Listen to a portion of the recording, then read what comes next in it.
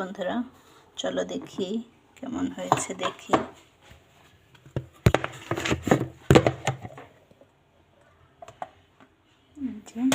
দেখো সাধারণ একটা স্মেল বের হচ্ছে, যদিও তোমাদের শোনাতে পারছি না।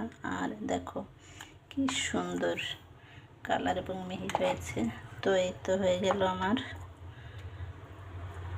কুমড়ো শাকের পাতুরি। তো তোমরা চাইলে এভাবে তৈরি করে খেতে পারো এবং কেমন হলো অবশ্যই জানিও বন্ধুরা। এখন জাস্ট একটু তেলের উপর দিয়েই ভাজলে হয়ে যাবে। তবে হ্যাঁ, মনে রেখো এটা হালকা ভাজবে, যেহেতু এটা সিদ্ধ করা পাতা, বেশি ভাজলে এর গুণাগুণ নষ্ট হয়ে যাবে। তো অবশ্যই হালকা ভাজবে আর সরিষার তেলে ভাজার চেষ্টা করবে।